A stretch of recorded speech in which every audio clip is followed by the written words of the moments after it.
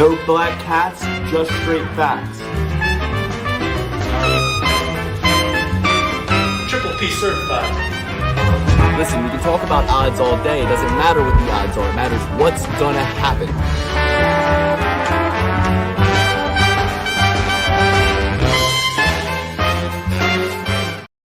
What is going on, gang? Welcome back to the Perfect Parlay Pursuit. Lukey CK here, joined by the Euro Under King, Alex. Coming off the heels of UFC London, we'll break that down real quick. 4 out of 5 Triple P certified picks cashed for you. The one that let us down was our boy Shamrock. I actually didn't even get to see that fight, Alex, so maybe you can bring me up to speed on that. But we'll talk through the whole card. For the most part, I acted irresponsibly, got washed, had a couple good wins, but then just ended up being just an idiot with myself. So we'll talk through it all. Alex, how was the night for you? I know you have a better story to tell, huh?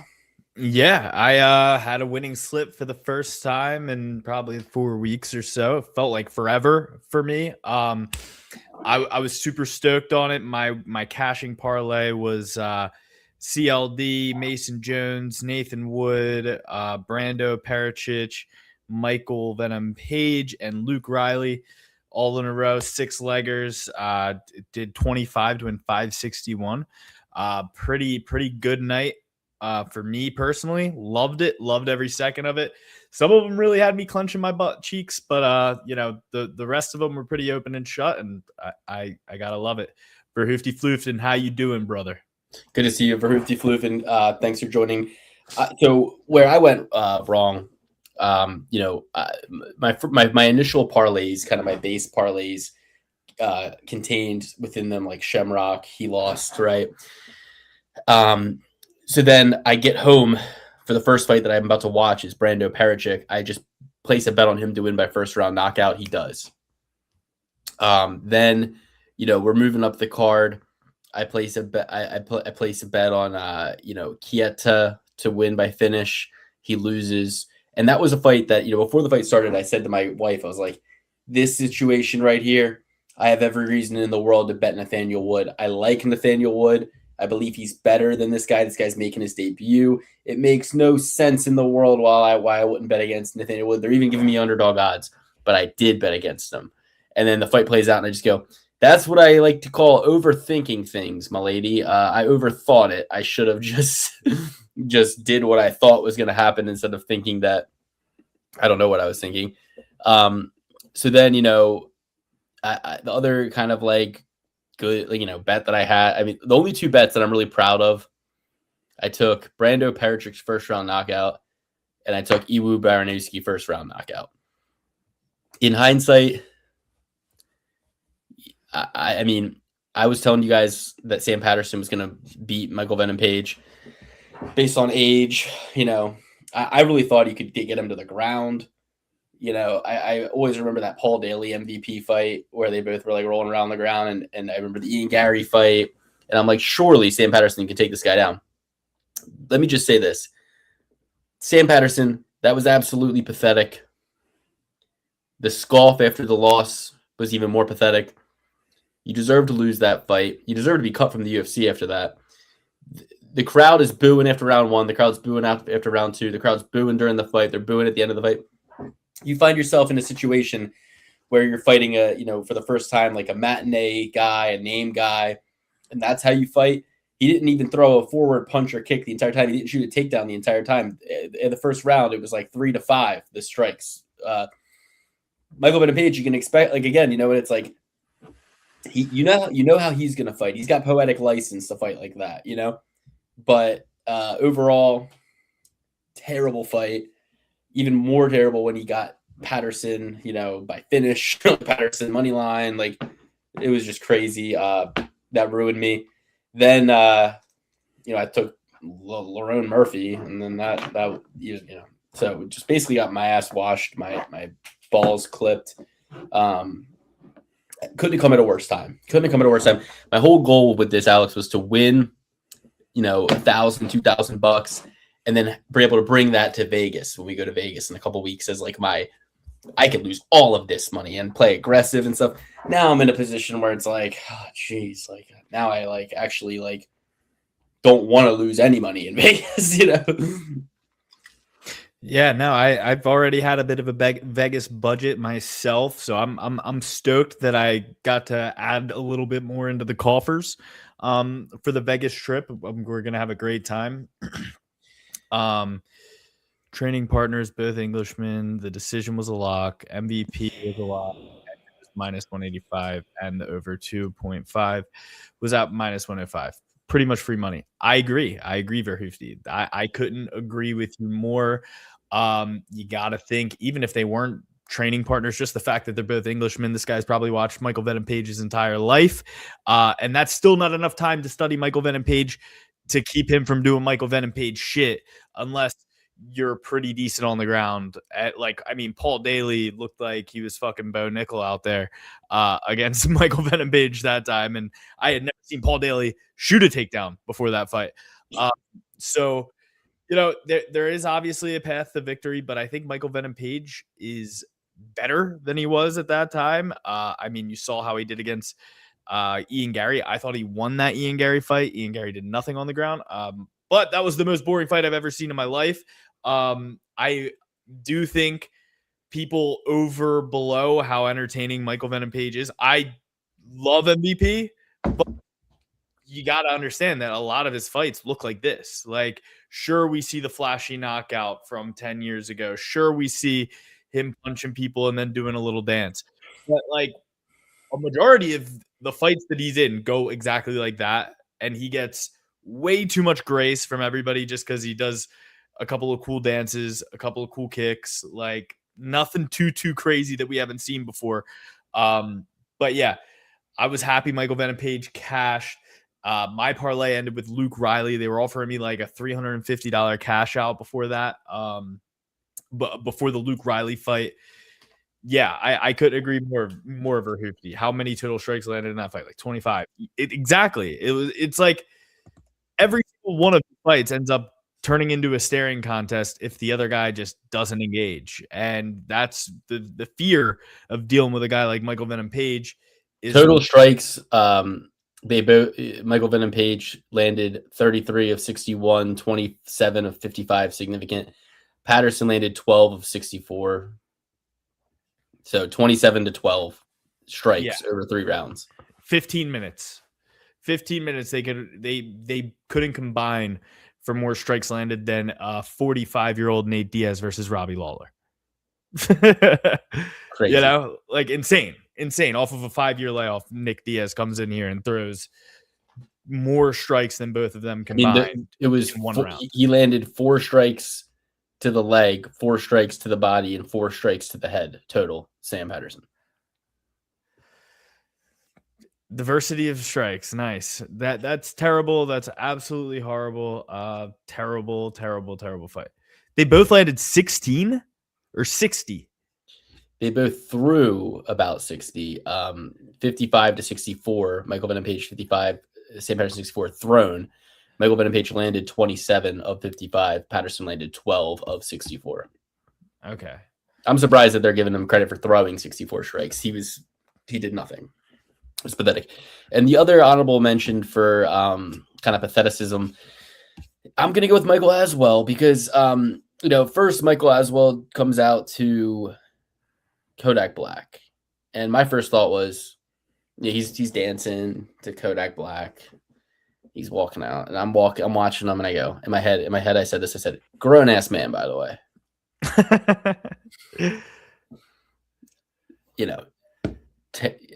Terrible taste in music. Kodak Black is sick. Cut it out. Yeah, but it's childish. It's rap for children. It's a children's artist. You know what I mean? It's like as a joke, you can listen to Kodak Black. Like while you're in your car by yourself, like you're gonna make the whole arena listen to Kodak Black while you dance, like coming out, like getting in the mindset of it. Grown ass man, by the way. Then so it's like, with all that on your mind, then you're in a position where you got a guy who wants to brawl with you, and his whole strategy was hold him up against the fence, wall install, and especially in the 3rd round, right? The 3rd round, he's wall installing. I don't know. I disagree with your dissertation He was on wall installing. He I acted like thought he was about that Oswald life. He acted like he was in sicko mode. He acted like he was gonna be in slime season, and he held him against the wall.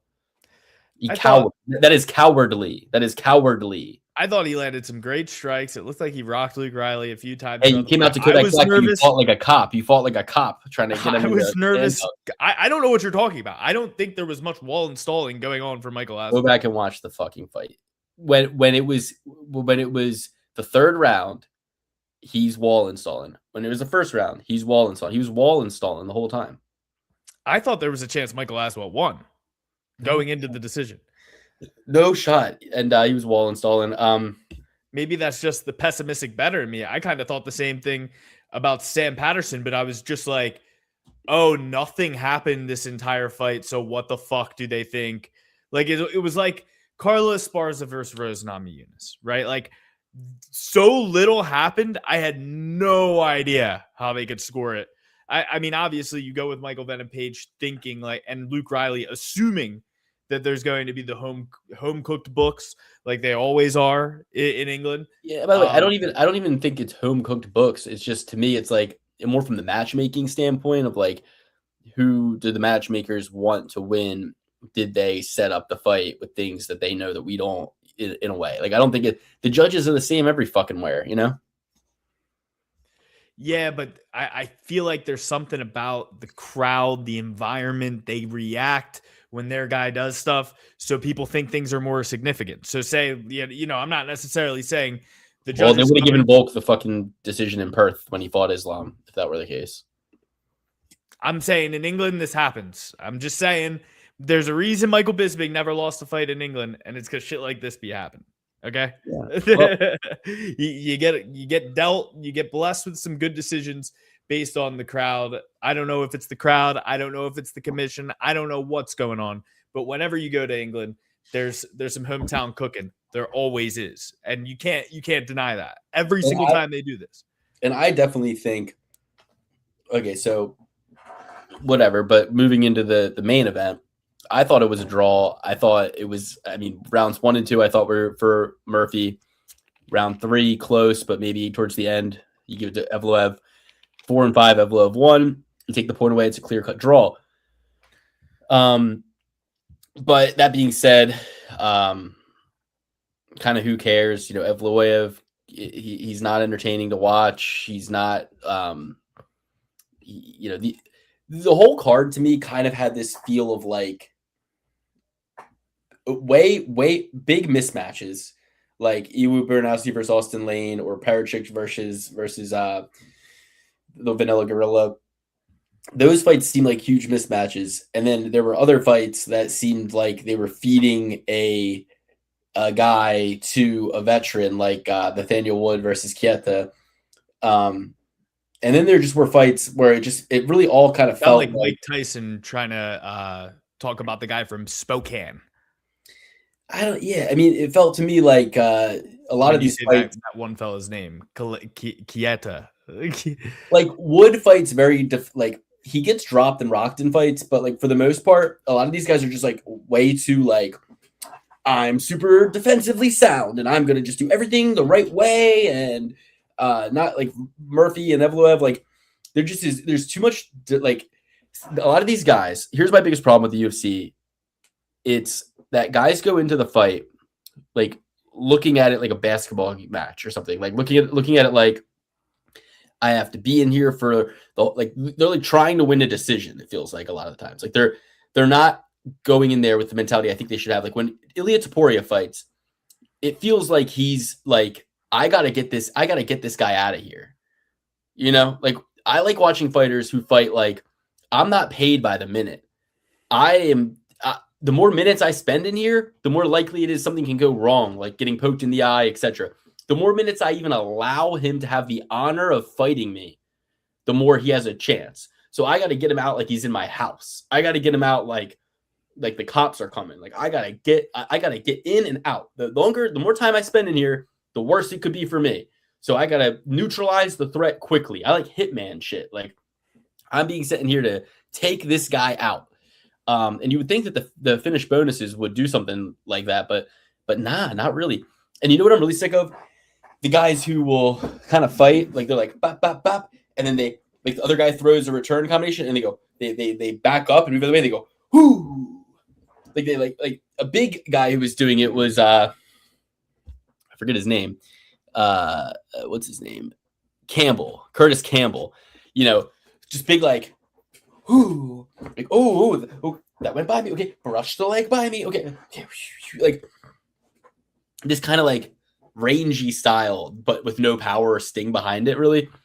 And that's why once that guy Campbell had his back against the wall, I was like, it's over now. Fucking what's his name? Danny Silva's gonna knock him out here because he has pillow hands, awkward defenses, and no space to go. It's fucking Wes. What's his name? The guy, the West Side Hollywood Bear. No, the guy from Wonder Boy's hometown. Wesley Welker, not Wesley Welker, but what's his name? From what? He has the same name. He has the same name as a Phillies player too. From what? From Wonder Boy's hometown. Oh, Wes Sims. No, Wes. Something like Wesley. It is Wesley something. Who are we thinking of, guys? Wes. Not Wes Schultz. Not Wes Sims.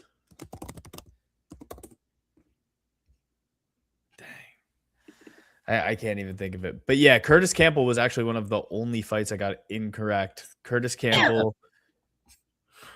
Huh? No. Curtis Campbell. Did you sneeze or something? No. Oh. Curtis Campbell, Lerone Murphy, and Shamrock. Those are the only incorrect picks I have. Weston Wilson. That's what it is. Like that Weston Wilson style of like, I'm tall, I'm lanky, but I have a fucking nothing chin and no defenses except my range. You know what I mean? Like that is Curtis Campbell to a T. That will always happen to him. Don't even give him another fight in the UFC. Don't even let him continue. No one's afraid of his power. He will get advanced upon and put out like that against the fucking cage every single time. Him and Weston Wilson, just always going to keep happening to him. And I mean, but honestly, all of these Liverpool fellas like have trouble with their back against the wall, and that's when they get fucked up. Like in every single one of these fights, Patty, this guy, even Luke Riley looked bad when he was backing up in his fight. All of these fellas, like when you're putting their back against the wall, that's where they're struggling. They're doing too much of that. Getting out of the way, moving backwards to avoid contact. The thing about Luke Riley is he's just so young and he still has a chin on him. Like he's got a brick head and he's not going to get knocked out until he does. He kind of like absolute Chad. Luke, people online said that Michael Aswell won. They said that was a robbery. So no way, it was not. Michael Aswell fought like a bitch. He did. He was trying to clinch him the whole time. I thought he did phenomenal. So one more thing.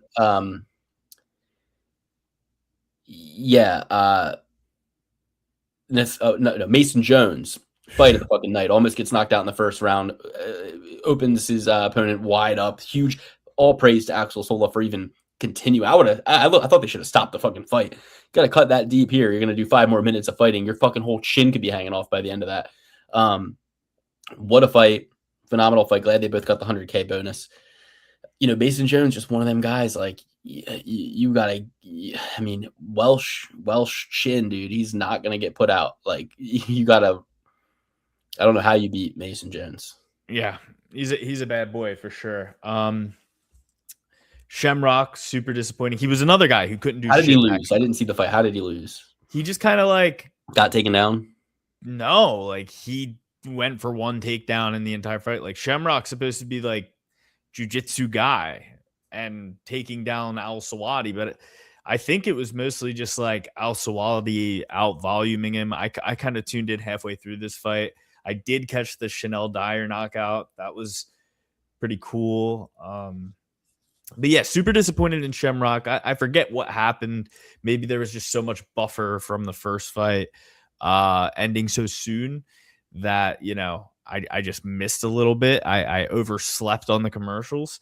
But these 1 o'clock fights, sometimes you're a little tied up. You're doing this, you're doing a little bit of this, a little bit of that. But at the end of the fight, it was pretty. I saw like through round 2.5 to 3, and everybody was kind of just like writing Shamrock's obituary. I didn't think he looked all that bad, but Al Swati was just way more active, peppering him up, making him pay. And Shamrock would throw like a high kick every now and then that would kind of smack Al Swati, but just not put him away. Yeah, I like that fight. That's a good fight. Get that hooked up. I think Jones dominates him. So Brando Petrovic, great job. Exactly what you need to do to Louis Smotherland. You took Louis Smotherland, didn't you? No, I didn't. I swore you took Louis Smotherland. We double P certified Parachik. And yeah, I mean, I just, first of all, Louis Sutherland looks nothing like his Tapology picture. He's completely deflated, and his body's type and body style is such that like that's always going to happen to him. He has no mobility. He has zero mobility. You put him against anybody who's competent at striking, they're going to have their fucking way with him. I'd say Kimbo Slice beats fucking, rest in peace. But Kimbo Slice, bring him back. He'll beat fucking the Vanilla Gorilla. Yeah. Nathaniel Wood, I was super excited he won. Wasn't sure though. Mason Jones wasn't sure. After that first round, he gets knocked down. I thought he was fucked immediately. Like all of these fights were absolute nail biters. Then I come to Christian Leroy Duncan, Roman Dolavedze. If Roman Dolavedze's last name had a V instead of a Z, he probably would have gotten given that fight. I mean, I scored it for Duncan. Oh, yeah. I thought he was more active. I thought he did more on the feet. A lot of people are crying robbery on that too. I'm not sure if you're looking at the tea leaves, Luke, but they're pretty much saying Luke Riley was a robbery. Christian Leroy Duncan was a robbery. Nathaniel Wood was a robbery. And kind of pointing to all the same hometown cooking things that I've been saying. Yeah. I mean, CLD has a lot to be ashamed of. It's like you really haven't shored up any holes in your game that would lead anybody to believe you're the next in line, incumbent champion or title challenger at 185. If Roman Dolavedze is putting you in a position that you can't get out of, what the fuck's Hamzat Chimaev going to do? Yeah. What's Anthony Hernandez going to do? Like, what's Bo Nickel going to do? What's like half these guys are going to, what does Gerald Mershark do? Anyway, not much else I want to talk about on that card. Let's move on to the next week's card. No. I got to talk about the main event. You just kind of like blew through them all. Ibo Baranuski, amazing job. Movsar Evelev, I thought that was bullshit. I thought that was absolute bullshit. I mean, I'm looking at this fight. I say, Leroy Murphy definitely won round 1. Leroy Murphy definitely won round 2. With 30 seconds left in round 3, I was like, oh, Leroy Murphy just won the whole fight. He won all 3 of those rounds in a row. And then Movsar Evelev kind of steals it at the end with a barrage of punches, right? Even, at that point, I'm like, point deduction. He's won the first 2 rounds. I think I got this. Then I think he's winning the whole 3rd round. Movsar Evelev kind of like stuns him up against the fence and starts like swarming him, throwing, 20 punches in the span of 20 seconds. And I was like, I don't know if that's enough to steal the round, but because remember, Luke, I texted you. I was like, oh, Laron's up 3 with a point deduction. He definitely won. And then 30 seconds later, I said, I think Movsar might have stole that actually. Yeah. I felt all this in real time, but then I'm like, all right, well, worst case scenario, we're getting a draw here because there's a 0% chance he lost round 1. Movsar Evelev didn't get a single takedown in the first 2 rounds. Didn't think Movsar had a chance to win round 2. Then round 3 comes along. I think, it could go either way, but there's a point deduction. This has to be, 47-47. Like there's no way that this could go any other way. And then all of a sudden Movsar Evelev. It's like, dude, Roman Dolavedze did kind of the same thing. I mean, Movsar obviously had more impact with his takedowns in the 4th and 5th round, but like Roman Doladense and Movsar Evloev kind of did the same thing. Movsar Evloev is boring as all get out. Nobody wants to see him fight. Terrible, terrible. I saw Luke. He hasn't gotten a finish. The last time he got a finish, Jake Paul was 3 years away from making his boxing debut. That's how long it's been since this guy has gotten a finish. Personally, I think he lost his last 2 fights. Well, he definitely didn't win this one. And I think he lost against Aljamain Sterling too. So, dude, like, how lame is Bilal Muhammad? Like, just always wanting to side with these Russian guys. Like, he's like tweeting after the fight, like, Movsar, like, wow, great win for Movsar. He's next in line for sure. And then dumbass Arnold Allen, like, who got jumped in his own country. Arnold Allen, he goes, like, wow, oh, surely Movsar's next in line. Yeah, like, surely. And it's like, shut the fuck up, Arnold Allen. Shut the fuck up. Like, oh, like, yeah, I can't wait to see Arnold Allen on submission radio. Like, oh, yeah, whatever UFC wants to do. I personally thought, Evloev, I mean, he's had so many wins in a row and so many wins in a row. Like, shut up. You think we're playing by any fucking rules? You think you can fucking chart your way to anything? You can't. I don't even know why it pisses me off so much. But all these hall monitor guys were like, yep, and what should happen next is what... Hey, guess what? Tom Aspinall's sitting over there with Eddie Hearn while fucking the guy who poked him in the eyes fights Alex Pereira for a legendary moment at the fucking White House. So we don't reward winners. We don't reward good guys or anything that should happen. Like, what sport do you think you're watching, Arnold Allen? Yeah. Oh, and Bilal, yeah. Good thing you put your credibility on the line for that. Like, I'm sure you love it too. Pillow hands, Bilal, fucking never finished anybody in your life, Bilal, fucking, like, these guys are just terrible, man. Like, it's really, really, like, we have such a bad crop of talent, you know, in and out of the octagon. Disingenuous is the word, you know, like Jamal Hill. Shout out Jamal Hill. Disingenuous is the word that comes to mind. Like, they all think they're 3 steps ahead of us, media trained and stuff. It's like, dude, you're not media trained, Bilal and Arnold Allen. Well, let me find what would. And Arnold Allen just watching the fight. Like, I got to tweet something. And I'm like, you're at the top of my list now, Arnold Allen. I don't even know why. It just drove me up a fucking wall. Like, the way he worded it. Fair enough. Okay, he said, got to be a title shot now, surely, with a question mark. Got to be a title shot now, surely. Great work, Movsar UFC. Shut the fuck up, Arnold Allen. And then he goes, before that, great fight from both lads. Think with the point deduction, it's got to be Lerone, right? Like, what are you trying to get engagement? You engagement farming? Like, why is everything got to be a question? Why don't you just say what you fucking think? Yeah, no, I mean, with the point deduction, I thought he won. Brendan Allen, though, like, I feel you. Like, you got ridden like a skateboard in your last fight. You get jumped in your hometown. I don't want to hear your opinion. Yeah, dude. Bilal Muhammad, boring as all get out. Who's Bilal Muhammad's next fight?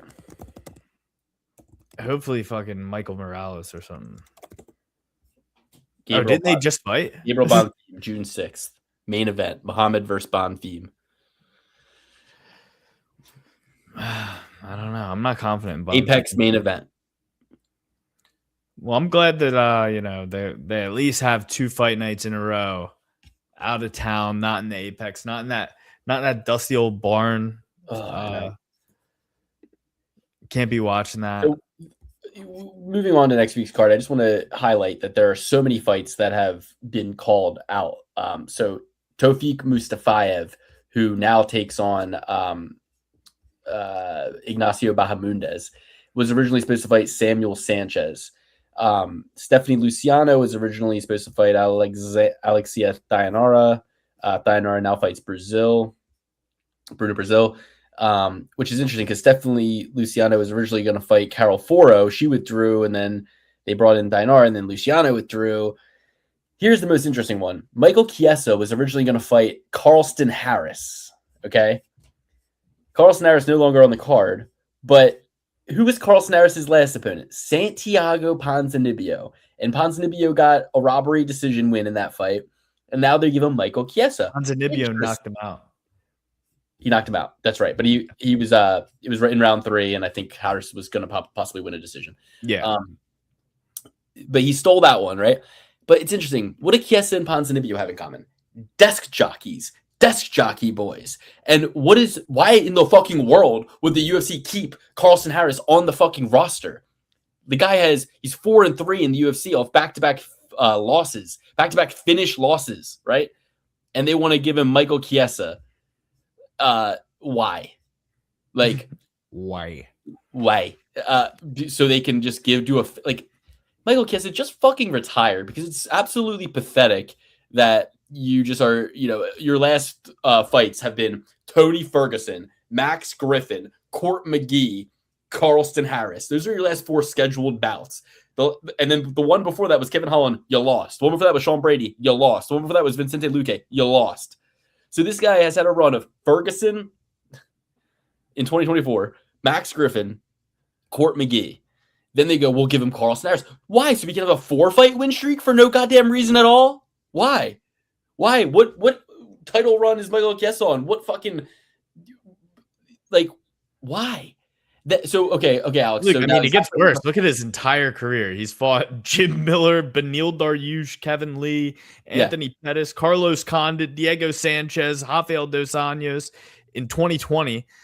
Diego Sanchez 2019, Carlos Condit in 2018, Neil Magny. Like, every guy he's fought has been he's gotten so many favors for him with a face for radio. Shouldn't be on the desk in the first place. Let me finish, because when his 7-loss opponent, Carlston Harris, with 7 losses, back-to-back finish losses, pulls out, who do they give him? Nico Price with 10 losses on his fucking UFC career, 8-10 record, and what? Back-to-back finish losses. Are you fucking kidding me? This guy, Michael Chiesa, is this really about the McGregor bust thing? Does he have some sort of still hanging leverage? Was it in the settlement agreement that he just gets these slop job favorable matchups? I want nothing more than Nico Price to go in there and do a flying butt bump onto his face and knock him out in some hilarious fashion. But sadly, Nico Price is going to get taken down and anaconda choked. You know what I mean? Chiesa, you fucking rascal. You absolute rascal. I agree. What in the world? I want to see Michael Chiesa get head kick knocked out so bad that he starts crying. That he gets up and is crying. He's like, "Where am I?" This is his retirement fight, so you'll never see it. Get ready for the B-roll, baby. Get ready for the B-roll. Get ready for him hugging Paul Felder. Just Paul. Oh man, Paul, we had some memories. Shut up. I'm gonna throw up. I'm gonna fucking throw up, dude. Yeah, it's definitely ridiculous. They had the B-roll for Molly McCann. I was about to say that. I was literally about to say that exact thing. B-roll for fucking Michael Chiesa. That was terrible. Didn't need to see a Molly McCann B-roll on it. Was she even there? Why did they do that? Why? Besides just going through the ladies, the British fighter history while being in Britain. I don't know. Michael Chiesa got Darce choked by George Masvidal.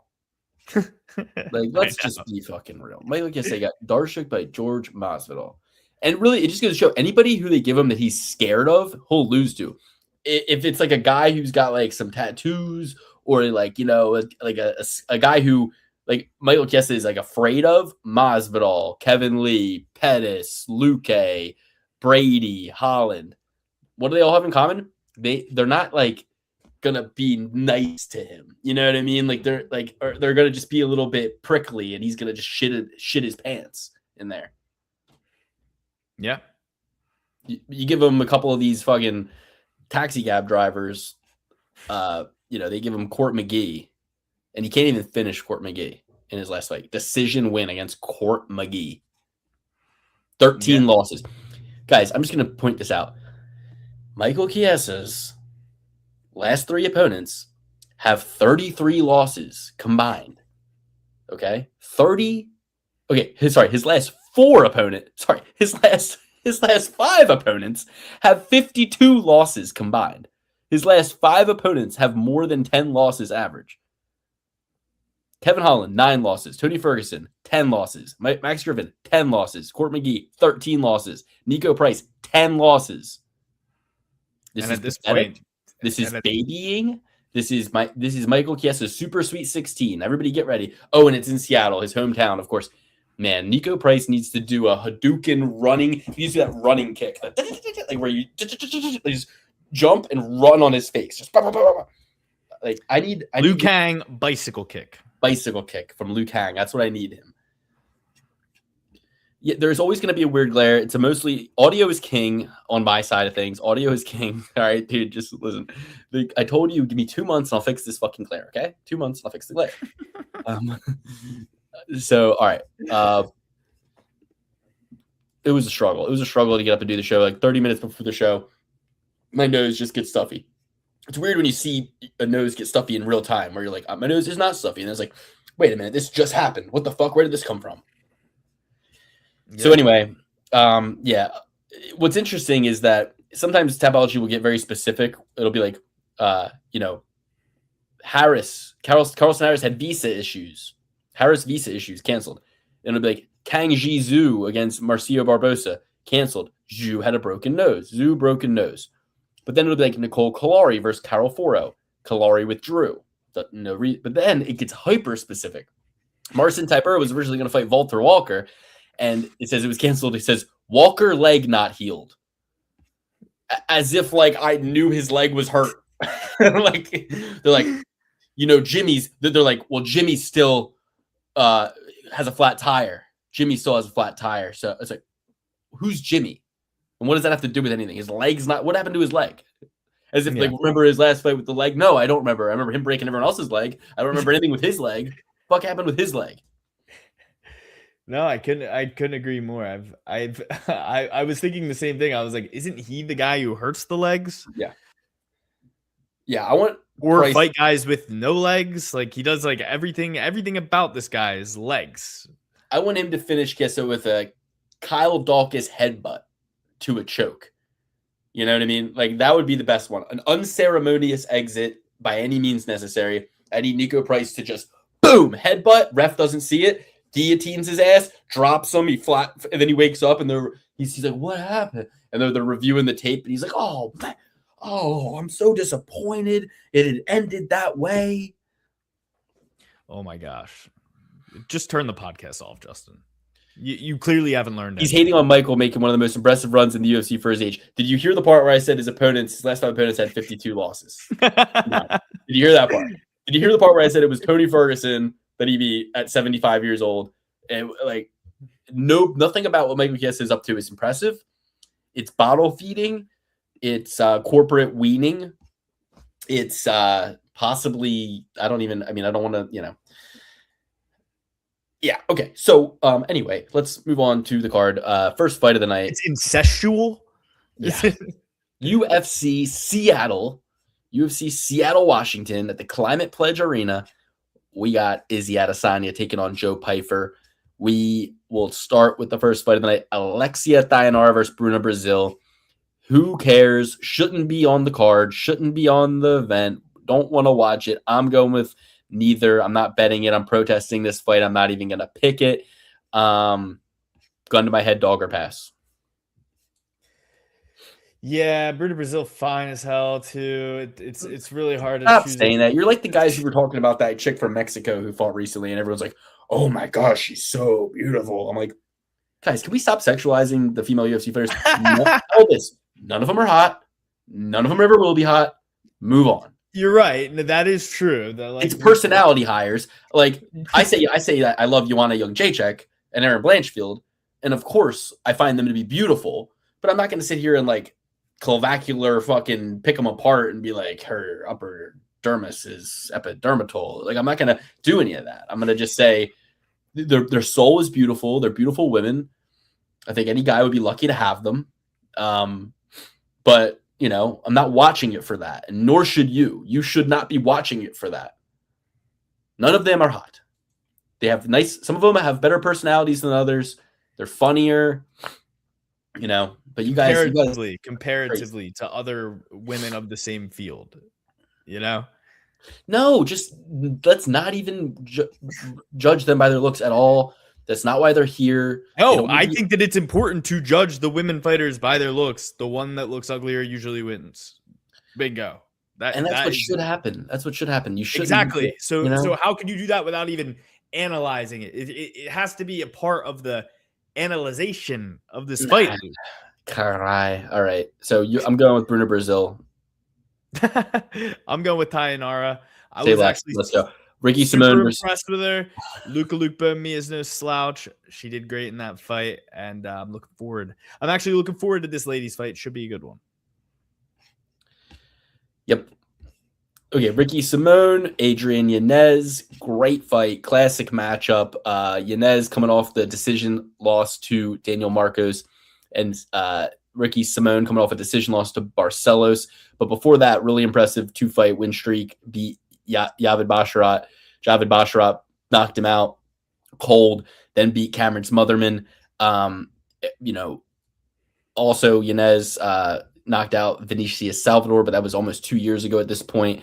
Hasn't fought in a year and 3 months. I'm riding with Ricky Simone here. I just think that Yanez fights a little bit too complacently. Not enough hitch in his giddy up for me. And yeah, I'm going with Ricky Simone here. I think that he's got the wrestling. He's hard to hit, low center of gravity. Even, you know, you would think Yanez is going to be like taller, longer. Not really. So yeah, I'm going with Ricky Simone here. Yeah, couldn't agree more. Going with Ricky Simone, just more dimensions to his game than Adrian Yanez. Adrian Yanez is really only a boxer. Yeah, I don't think I've ever seen him throw a kick, never seen him throw a takedown. I think that he's going to struggle against Ricky Simone, who can get it done in a multitude of areas and keep him on the back foot, get some takedowns, make him scared of the takedowns, and then get some strikes off of his own. Give me Ricky Simone. Next, we got Navajo Sterling versus Bruno Lopez. Personally, I've grown to really not like Navajo Sterling. I saw at one point, his coach, Eugene Behrman, was like getting pictures with people outside of the restaurant, and he was almost kind of like annoyed that people wanted to stop and take pictures. He's like, oh, they know he's Izzy's coach. They want to get pictures with him or whatever. And I was like, hey, dude, just so you know, man, like, you know, you've had 8 fights, you know what I mean? You've had 2 fights in the UFC at this point. No one knows who you are. No one knows who you are. And you might want to be a little bit more embracing of the fans. You know, you got a long way to go before, like, you don't need to worry about working at the fucking farm anymore. You know what I mean? In New Zealand, you're gonna, you know, at this rate, you're gonna be out of the UFC, and you're not gonna have these fans even. You know, it's like just mind your P's and Q's, Navajo Sterling. You ain't all that in a bag of fish and chips yet. All right. So I'd love to pick Lopez here. You know, somebody who fought on the Contender Series, got knocked out, came back, fought on the Contender Series again, won by knockout, then gets a win in the UFC, gets knocked out by Dustin Jacoby. I'm going to go with Navajo Sterling here, but to be honest, it's a pass situation for me. Not at minus 460. I'm not. I don't know that he even knocks Lopez out. You know, his last 2 fights in the UFC, all of his fights after the Contender Series in the UFC have been decisions. So Navajo Sterling just a little too complacent, a little too cool for school. I'm looking at a Sapology picture. He may also have like a lazy eye. So I don't know. I'm not loving this fight. It's dog or pass for me. Plenty of fights I like on this card, guys, but the first one and this one, not bettable, not interested in betting them at all. I'm going with Navajo Sterling, Bruno Lopez. You know, like Luke said, he got knocked out by Dustin Jacoby, who's great, but he's good. You know, like people want to say, like, oh, Dustin Jacoby's old. He's 37, sure, but like 3-fight win streak, all finishes. You know what I mean? He's amazing. Just Dustin Jacoby, one of my slept on fighters of the UFC. My favorite, you know, unranked guy. Actually, I think he's ranked now. Dustin Jacoby. Yeah, 14th. Wow, nice. Definitely like my favorite low key guy in the UFC. But you know, getting knocked out by Brenson Hiberio, That guy sucks. He went 2-4 in the UFC, was washed out pretty quickly, and then beating Magomed Gadzhigulov doesn't mean anything to me. That guy's sitting there with it. Look at this guy's Tapology picture, Luke. It looks like he's a shy boy getting his picture taken with the Easter Bunny with his feet curled up on the bottom of the ring like that. I'm going with Navo Sterling, but like we said, it's not something that I'm really keen on betting. Minus 500, and he didn't really impress me against Bellato either. So, and I think Bellato sucks just as bad as Lopez and just as bad as Aberio. So yeah, I'm not impressed by 8-0 Navajo Sterling. I'm not impressed. Not impressed at all. No urgency, and the reason is no urgency. Too much of a Kiwi complacency. I'm gonna start calling it a Kiwi complacency, right? Luke, you know what he is actually? What? A 6'4" Kiwi. He's a 6'3" Kiwi. I thought it was 3. Yeah, he's 6'4". Yeah, it's 6'3". He's an inch taller than the 6'3" Kiwi. Wait, could he be the 6'3"? That's what I was thinking. Next we got Casey O'Neill versus Gabby Fernandez. Hilarious coming into this because when I first saw this, I go, Casey O'Neill is still fighting. She's like 42 years old. She's 28. She's 28 years old. Why I think she is like old, I do not know. I mean, she hasn't fought, more than once a year for the last 5 years, and she hasn't fought once in the last year and a half. So I personally don't see that as a good thing for her. Her opponent fought 7 months ago. Her opponent has put up 3 fights in the time that it's taken her to put up 1 fight. So I want to go with Gabby Fernandez here, but seeing that not only is she not 48, but she's 4 years younger than Gabby Fernandez gives me cause to pause. I don't know how Gabby Fernandez can win this. I think they both stink, but I just always remember Sean Strickland talking about Casey O'Neill crying in her car.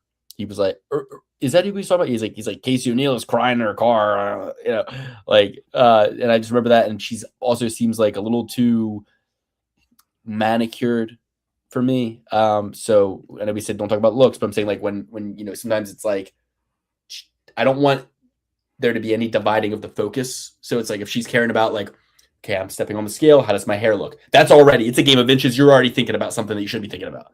You know what I mean? So give me Gabby Fernandez. Not the lock I thought it was, but I want to kind of say it's a lock. Casey, I do know how hard it is to be a fighter. I do. And the answer is as hard as you make it. As hard as you make it. Everywhere you go, there you are. As real as it gets. I'm going with Casey O'Neill here. I'm going to avoid double beep certifying Gabriela Fernandez. I thought Casey O'Neill would win anyway. She's pretty well-rounded. I know Gabriela Fernandez has a win over the great Carly Judice, but I got to go with O'Neill on this one. Did she drop the I? Wasn't her name O'Neill? Or am I tripping? Maybe it's another one of those Calderwood situations. I don't know. I have no idea. Next up, we got Marcin Tybura versus Tyrell Fortune, 17-3. This guy, he was in the Bellator for a long time, went 13-2 in Bellator, but we all know Bellator is kind of ass. And, the UFC's heavyweight division is bad. How do you think Bellator's is? It's not good. I mean, we got fucking Francis Ngannou fighting Felipe Lins. Like, they couldn't fight. They just took Felipe Lins because he's the only guy who raised his damn hand. That's the only guy not under contract that they could have. That being said, I am going to roll with Marcin Tybura. He was preparing. But, this is a heavyweight fight. Anything can happen. I'm a big fan of Marcin Tybura myself. I take him in a lot of his fights. So it's not just because this guy's on short notice. I mean, obviously we take Walter Volker every time he fights, but like Tybura, it's not a sealed deal just because he's going against Marcin Tybura. Like, he's actually a picture perfect fucking opponent for somebody like Johnny Walker to defeat Johnny Walker or Walter Volker. Him and Johnny Walker have beef now. But yeah, I'm going Marcin Tybura. Maybe Tyrell Fortune can sit here and surprise him, get a KO. It's happened before. I mean, this guy has 11 knockout wins. He's a bit of a brawler. We're gonna see him go out there and maybe put Marcin Bodora away. I'm gonna go with Marcin, but it's heavyweight. Anything is possible. And the fact that this fight was just changed last minute makes me more nervous than if it was just announced originally. Yeah, I mean, he's saying that I agree. If you can't get the championship in Bellator, I mean, I would think Marcin Tybura can go out there and kind of put it on Ryan Bader. yo, that is so true. What? That he said so I was saying that Eugene Behrman was getting noticed, but he kind of was like, I gotta find the clip. Because it told me a lot about how he views like things. But he's saying that he in America he just looks like a Beverly Hills crackhead whose daddy who doesn't supply him anymore. And when I think about like a taken advantage of wannabe Hollywood star, they have that like great jaw structure like Navajo Sterling does. They have the bleach blonde hair like Navajo Sterling does. So I know exactly like the archetype you're trying to, but kind of like in the Liberace movie, like Liberace, his boyfriends would all look like him and like be like these like very like. Anyway, yeah. He looks like a guy who would be on Euphoria. Yeah, just Sterling, because he's like got the great bone structure, but if you saw him on the street, you'd be like, that's not bone structure from diet, it's bone structure from a diet of drug abuse. Amphetamines. Yeah. All right, so you're going with Tybura. I'm gonna go with Fortune. This feels to me kind of like the who's this guy also is on this card fighting Chase Hooper, the Lance Gibson Jr. versus Bobby Green fight. That's what the Tyrell Fortune versus Tybura feels like, right? You got a guy with double-digit losses, Bobby Green, Tybura, fine. Veterans, old, 40, fine. So this new, younger guy from Bellator should be able to, like, come in and kind of, like, make a name for himself. But ultimately, Bobby Green won that fight. Lance Gibson Jr. stinks. So I'm going to go with Tyrell Fortune here. It does feel like I'm walking into the same trap twice, but I just think that Tybura, even in the fights that he's won recently, like the Yanata Deniz fight, I'm pretty sure Yanata Deniz cracked him bad and almost finished him before he ended up getting reversed and elbowed on the ground, and the cut opened up and the fight got stopped. But Tybura was losing that fight before he was winning it. I think if he loses this fight even for a second against Fortune, Fortune's going to capitalize and finish him. So I got Fortune by knockout. Okay. Fortune by putting the pig in the pen. And by that I mean he's gonna crack him. Tybura is gonna have his hands like this up against the cage, and he's gonna start hitting him again. And then Tybura is gonna slowly sink down, and he won't be fully out, but he'll just be like wincing and getting like hit, and the ref will stop it. I can see it. I mean, it's heavyweight. Anything is possible. I'm going with Tybura, and Tybura is it's a near even matchup as far as what's it called says Tapology, and in fact, Fortune is the favorite here, minus 120 to minus 105. Okay, Chase Hooper versus Lance Gibson Jr. Who you got in this one? I mean, it's tough to say, right? Like Chase Hooper, chicken jaw. Lance Gibson sucks, but Lance Gibson looks like a guy who would knock out Chase Hooper, stuff him into a locker, tell him that he's a nerd, but give him an atomic wedgie. I'm going to go with Chase Hooper. Don't really like taking Chase Hooper. His optics are bad. Whenever I see him fight, he has bad optics. He gets hit, and you can tell he gets hit hard. Sure, it was Alex Hernandez, who I don't respect at all. And then he lost to Steve Garcia. Steve Garcia knocks everybody out. I mean, at that time, we didn't necessarily know that.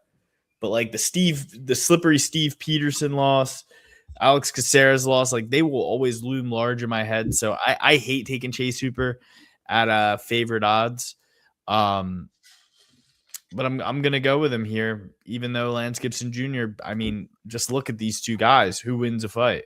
It's like the age old meme. How do I tell Justin Gaethje with his eyes crossed, wearing his glasses? Like, how do I tell somebody that this guy knocks out 90% of the lightweights in the UFC?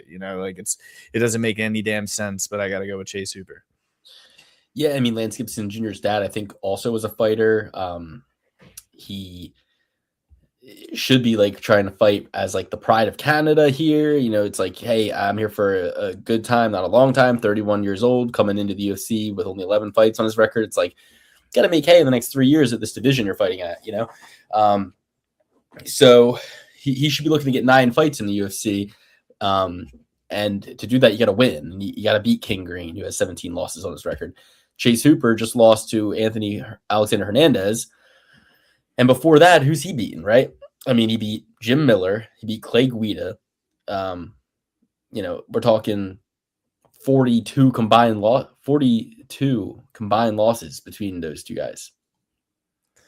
Okay, Chase Hooper's last 3 opponents had 50 combined losses.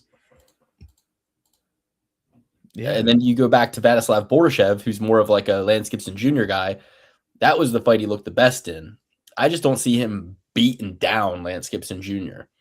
And I don't see him coming out with that confident striking that he had, you know, just a few fights ago when he's gotten knocked out 7 months ago. So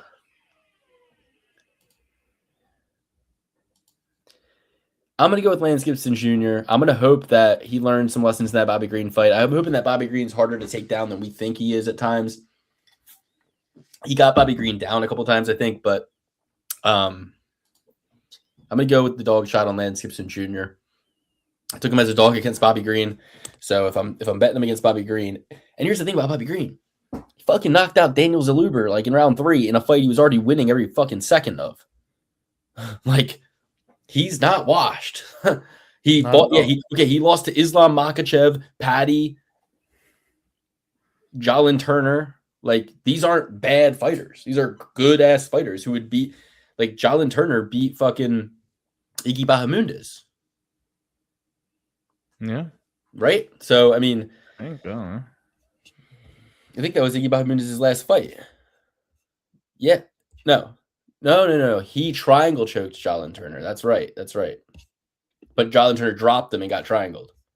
Okay. Yeah. Well, ironically enough, Iggy Bahamundes is next. Luke, I agree. Like, but people make too much of the fact that his dad was a fighter. Like his dad, I just looked up his dad. His dad went 4-5. So let me just say this, okay? I think Chase's path to victory involves kind of doing what Bobby Green did, utilizing range, keeping him on the outside, hitting him with big, heavy kicks, not letting him get a takedown, and if he does, threaten with a submission and sweep. I just think getting knocked out by Alexander Hernandez 7 months ago we're gonna see a diminished Chase Hooper and a less confident on the feet Chase Hooper, and I think that he will go to the ground willingly if Lance Gibson shoots a takedown. And does he submit Lance Gibson in 3 minutes or less? You know, with 3 minutes with 3 minutes of opportunity in 2 rounds, does he submit Lance Gibson Jr.? It could happen. He submitted better jiu-jitsu guys than Lance Gibson Jr. He submitted Jordan Levitt. He submitted, but Slippery Pete. He lost against Slippery Pete. Who did? Chase Hooper. No, he didn't. He beat Slippery Steve Peterson. He beats. Oh, I'm thinking of Steve Peterson. I don't know. I thought he heel hooked Slippery Pete Barrett. Oh, okay. To me, that's his best fucking win, honestly. No, wait. He lost to Steve Peterson by decision. He heel hooked Pete Barrett, Slippery Pete Barrett. Yeah. I mean, to me, if I'm looking at Chase Hooper's fucking record, the number 1 fight he looked the best in was against Vladislav Borishev. He beat the fuck out of Vladislav Borishev and then choked him out. Complete domination. The other one was that 3rd round heel hook in a fight he was losing against Slippery Peter. But in between, there's nothing that stands out. Like, you know, he gets a win finally gets a rebound win in the UFC, 3rd round finish of Corrales, loses to Steve Garcia. Then he submits Clay Guida in just a straight up grappling match, wins 2 more fights in the UFC, and then gets Clay Guida again and submits him. He's like, that's like a fight. Like, okay, we know you can submit Clay Guida, so go do it again. Then he beats Jim Miller by decision, gets knocked out by Alexander Hernandez. So it's like, I'm more apt to take the dog shot on Lance Gibson Jr. here. You making me look into Slippery Pete brought me back to a classic, Jay Ellis, one of his victories. Jay Ellis, who is 16 and 112 in MMA, and just got knocked out 3 times in a row in boxing. So they're not even accounting for the boxing and kickboxing record on here for one. Didn't he pay me? Legend of the game. Yeah, Chase, even in fights he's won, he's taken a lot of damage. His striking has started to look better. For a long time, we started the show 6 years ago. So 6 years ago, I came on this show.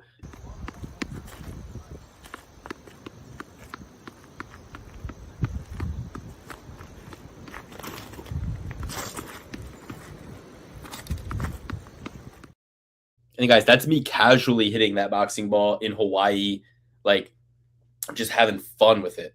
Like I'm still letting it zing. It's a tennis ball on there. It could be a fucking baseball. It could be a fucking 8-ball, and I would still smash that thing clear off the string. But I'm the best person who's ever used one of those things. The person who got me into it, his name is a guy you might know, Ukrainian guy, the boxer. The Matrix, Valichenko.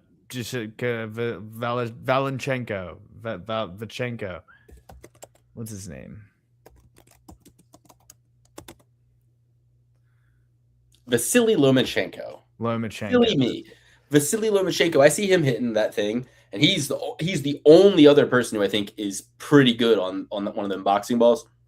Everybody else I see don't even know what they're doing. Me with that thing, I put that thing anywhere I want it. I always practice good defense. I'm letting it roll off my shoulder. It's zinging by me. That tennis ball hits you in the eye, you got a black eye. Like, things zinging by me. I'm kneeing it. Like, some people are like, oh, how many times in a row can you hit it? I can hit that boxing ball until it breaks off the fucking string. And I've done that to like 7 of them. Like the ones that have the red ball on them. Bro, I can't even have those for too long. The fucking thing goes flying off. I need something threaded through the laces of a tennis ball on the inside, cut the hole in the tennis ball, tie it to the rubber of the tennis ball, triple knot it, and then bop, bop, bop, bop, bop, then it can really handle me. But if you said, Luke, hit that thing 500 times in a row, I'd be like, all right, like, I can do that. That's not, I mean, like, I can do it 501, I can do it 502. Like, I can hit it for as long as I want to hit it. Lomachenko, yes, thank you. Lomachenko, he was the one who got me into that. And once I started doing it, and by the way, when I first started it, yeah, there was a learning curve. I had to like work my way up to being able to eye level, to make it be eye level. Most of the guys you see, they never have their head up. I keep my head how it would be in a fight when I'm hitting that thing. Most guys are looking down at it, right? So they're not even doing it right. It's not helping them at all. What I'm doing is actually helping with hand-eye, my hand speed, all that stuff. So yeah, I'm a great world-class cat boxer. I'm pretty much like a cat. My reflexes are fucking insane. But my point with that is, when we started the show 6 years ago, I knew Chase Hooper could not take me down. I'm a fucking 3-stripe blue belt in Brazilian Jiu-Jitsu, so even if he gets me there, I can defend myself for a couple minutes. Unless it's a dresser in the middle of the night. Especially with gloves on. I would just like get my gloves right here. Like, what's he going to do? He's not going to choke me out. Unless you get liver kicked by your dresser again or something. Yeah. Oh, he's going to armbar me. Here's what I would do. Ready? Chase Hooper armbars me. I'd go, give me that back. Give me that back. So I knew for a fact I got better hands than Chase Hooper. He ain't taking me down in wrestling, and if he gets me down for a second, I'll survive. So I really thought, I'm like, you put me in there off the couch, I beat Chase Hooper the fuck up, right? As he started, after the Vladislav Borushev fight, after a couple of these fights, I start going, I've stopped training, I'm getting fat, I have kids, and I go, he beat me now. Okay, if I had to step in there right now against a fight-ready Chase Hooper against me off the couch, he would win. You give me eight weeks, maybe a different story. And 6 of those weeks are just me getting back in shape. Really, I mean, that's the reality. I'm not training for Chase Hooper. I'm just running on the treadmill. But once he got knocked out by Hernandez, I thought, maybe I was wrong. Maybe I could still chin Chase Hooper. I'd love, and they would go to Chase Hooper's gym and just move around with him. That's not what I'm talking about, guys. Because if it's a fight in the UFC I'm not going to just go to Chase Hooper's gym and try to fucking knock him out. That's psychotic. That's psychotic. How can you do that without seeing red? I would need. I got to see red. I got to hear my walkout music. You know what I mean? I need to be there. Then I will do it. But it's I'm too nice. I go to Chase Hooper's gym. I'm going to fucking dap him up, and I'm going to be like, You know, like How much have you been gooning this camp? yeah, I'll be like, let's share notes, brother. I would love. Me and Chase Super will be friends, but I'm just saying objectively, you put 100K bonus on the line. I'm going in there and getting knocked out of the night against Chase Super 100 times out of 100. Like he doesn't have the power to knock me out, and I don't have the. Here's the other thing, guys. Oh, Luke, you never fought. Yeah, I also haven't taken any damage. So, yeah, he might rock the shit out of me. It ain't gonna knock me out. I got like 2, 3, 4 concussions lifetime from and most were self-inflicted. Exactly. I fucking rang my bell against a fucking basketball hoop that I wasn't or a basketball in that one time, and I was like, damn, that was a bad one. I was like, for nothing. Or you get disconnected from a Halo game and just start cracking yourself in the jaw. But hold on. I've never lost, but I've also never been injured. It's one of those things. Never lost, never been injured. So, I like my odds. I'd put my show money on me.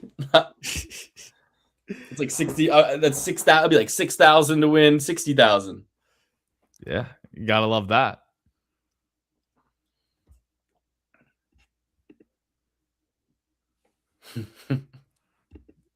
Then you know you're doomed. I don't know. Once that Drake money comes in, I think the Drake curse has been lifted. I don't know. I feel like it always comes back though. Like just because you get one right and you know 17 wrong. You know. Yeah, well, if you guys look into the whole Drake betting thing, you know. When you look into it, just look into it. So I went with Lance Gibson Jr. You went with Chase Super. I went with Chase Super. Chase Super is going to be a Jeopardy question. They just had a category on tonight's episode of Jeopardy. It was like, this pitcher, ironically, has the worst first name for a pitcher. And it was Homer was his first name. Okay. So that's what I like about Jeopardy, because I didn't know who the hell that pitcher was, but I could still probably like get the question right, because I could be like, oh, well, what would be a bad name? You know, like you can try to like use context clues. Like Jeopardy's good because you can know like it's like a 3-part question. If you know one of the 3, you can kind of like guess. You know, you can look real smart in front of your loved ones. But Chase Hooper will be on Jeopardy to be like, ironically, his name is Hooper, but his sports profession is not basketball. What is his sport? He'd be like, what is MMA? What is the UFC? UFC, MMA, we'll give it to you. Yeah. So anyway, there you go. There's this guy from New Jersey. He's on $200,000 run on Jeopardy right now, making Ken Jennings sweat, because Ken Jennings, the former guy who won like millions on Jeopardy, he took over for the late great Alex Trebek. So it's kind of like, man, this guy wins. He breaks my record. All of a sudden, he's next in line for the throne. He can host Jeopardy next. So they're having like a little nerd off back and forth. It's hilarious. Got to get back into Jeopardy, man. Jeopardy is it's like my favorite show. I'm about to just start watching old episodes of Jeopardy. You'll feel so smart. I got like 7 of the first 10 questions right, you know, but with categories like Super Bowl ads. I'm like, yep, got it. And then it'll be like Mexican geography. And I'm like, just suddenly like just taking guesses. I'm like, the Gulf of Mexico. It's like, no, not even, no. That's the worst, when like you get a couple wrong that are not even close, and the people watching around, you're like, was he guessing this whole time? Like, is he always just guessing? Like, you know. Oh yeah, absolutely. Jeopardy is a fun game. Love Jeopardy. Great watch. Wholesome fun. It's like I just knew this guy was Canadian. I didn't have to even like, you know what I mean? Some just usernames look Canadian to me, you know? And that's no love lost to my brothers in Canada. Alex and I were going to spend about a month in Canada at one point, but they shut the border on us because of the scamdemic. So we weren't able to get across the border. I instead went to Hawaii. Couldn't track down BJ Penn, but probably best I didn't. I would have sped up his clock on the conspiracies tenfold. He would have got exactly where he is now, only faster.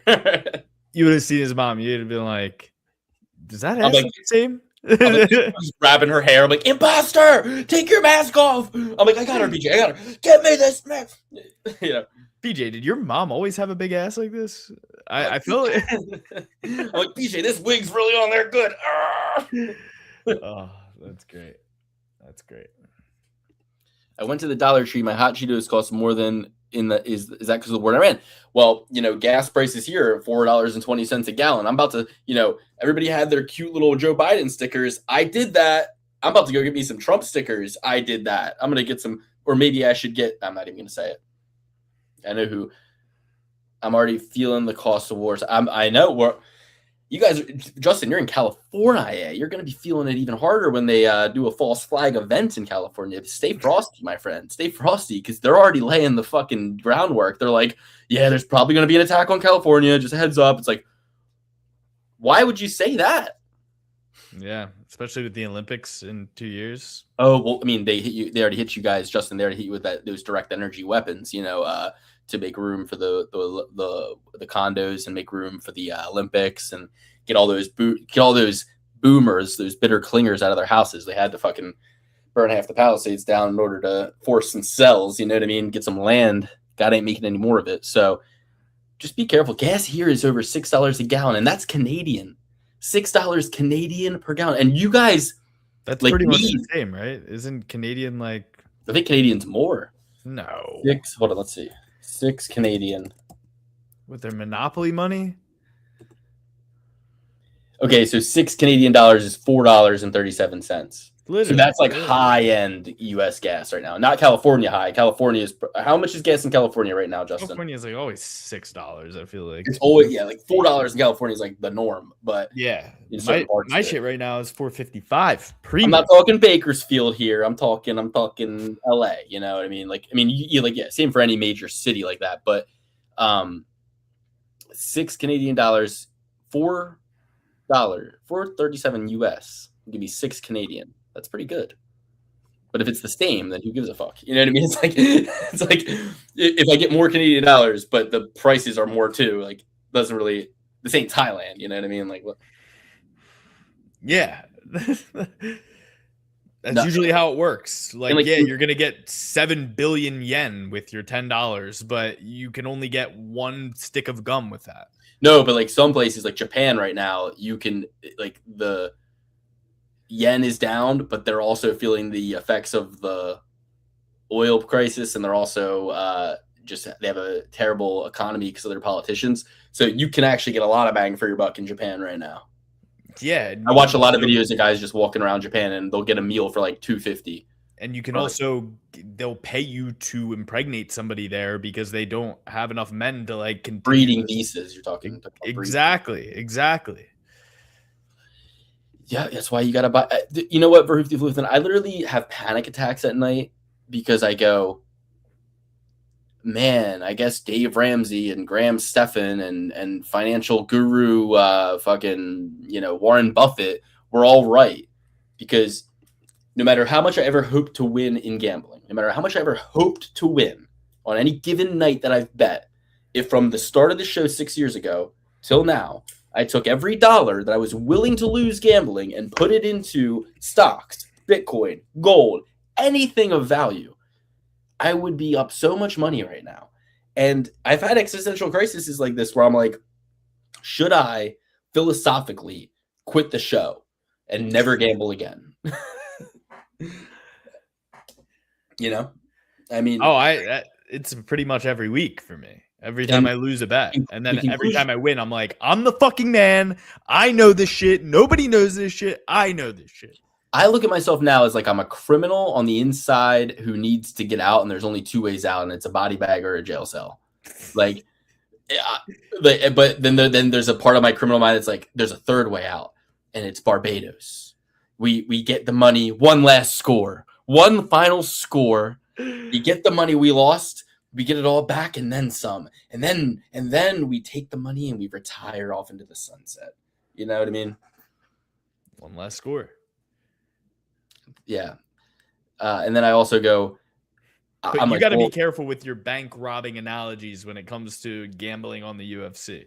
Yeah, they never work out well for me. But I do think sometimes I'm like, well, maybe if I just quit every other vice in my life, every other thing I don't need, and I'm talking everything from cookies and milk. Like milk, you want to talk about expensive things. Milk is expensive. Like I drink organic whole milk. So it's like $6 a gallon. Like same as gas, right? More expensive than gas. And you're crushing milk, you're crushing cookies, bag of Tates, $6 for a bag of Tates. But I'm eating a bag of Tates in one, maybe 2 nights. So now you're talking, 6 times 5, let's say, $30 a week times 4, talking $120 a month on cookies. If I could just allocate the cookie budget to the gambling, allocate the alcohol budget to the gambling, every other thing that is just a waste of money, put that on the gambling budget, and then I think we will have kind of a healthy balance. But I'm like Charles Barkley, I love drinking and I love gambling. And when you put them together, it's a great combination. Absolutely. I would say there's no better combination of things. Gotta find that. Well, while I find that, look peanut up butter and jelly right there.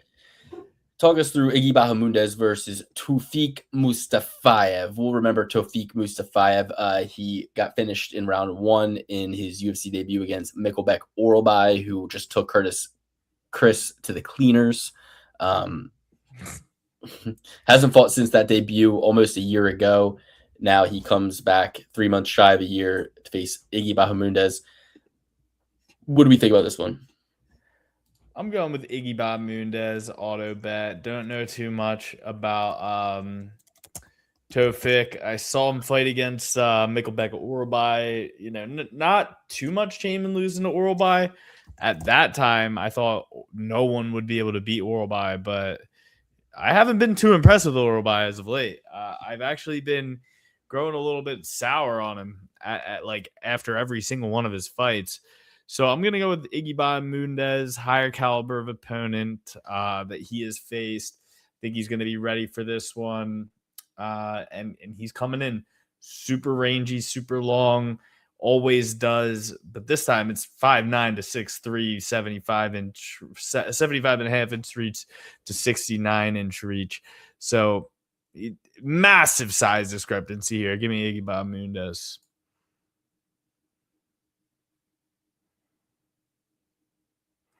Yeah, I'm going with Iggy. I just think this guy doesn't have the experience. The experience he does have plays into a lot of Iggy's strengths, meaning like, okay, he got submitted in the first round in his last fight. Iggy submitted Jalen Turner in his first round. How do you think this guy does against Jalen Turner? Do you think he's got the hands to put Iggy in check for the fight to even get to the ground? The only way I see him winning is kind of like a wall install approach. But I think Iggy training with Bilal Muhammad, who knows better how to wall install than Bilal Muhammad. So I think it's a clear win for Iggy Bahamundez here. What are the odds? It looks like he's minus 300. Yeah, I mean, that's fair. He's 8 years younger. He's 9.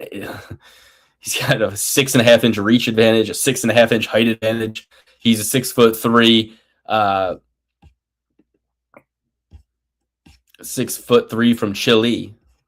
Iggy Bahamundez gets the win. And I think maybe the sneaky play is Iggy by decision. I think it's Iggy by decision because Mustafayev, could he get submitted by Iggy? Probably. He's taken a long time off since getting submitted in the first round. Probably like he's got 28 fights. Like he should know by now how to not get submitted. Coming out of Azerbaijan, this is an area that the UFC gets paid money to go to, right? Like the UFC has an invested interest in this guy to a degree, but I don't know that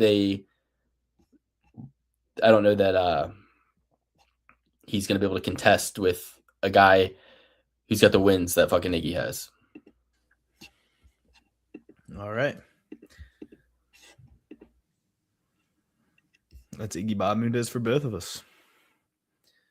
All right. Next up, we've got Terrence McKinney, a thorn in my side for a long time versus Kyle Nelson, the monster. I'm going with the monster, Kyle Nelson. I don't like Terrence McKinney. I don't like his attitude. I don't like him, doesn't even know how to work a damn Zoom link. This guy, he doesn't have 2 IQ points to rub together. Kyle Nelson is an underrated fighter. I know that he's, 34, 11 months. He's getting close to that wretched age of 35 at a young man's weight class. But Terrence McKinney is also 31, so the age discrepancy isn't too far apart. Kyle Nelson's going to be the bigger guy in there. He's going to have more density to him. Terrence McKinney, skinny guy, letting Kevin Holland take him down and choke him out while he's getting blunt smoked in his hair. Not a good environment. Give me Kyle Nelson. And hate Terrence McKinney. I agree. It's the perfect fight for Terrence McKinney to get just slimed out. I look at the age. Dude, this is a great fight because it's really like